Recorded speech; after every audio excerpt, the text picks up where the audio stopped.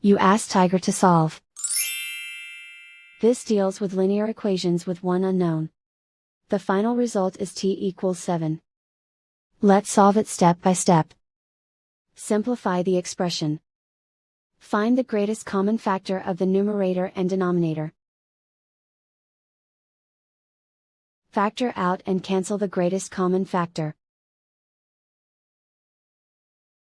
Isolate the t.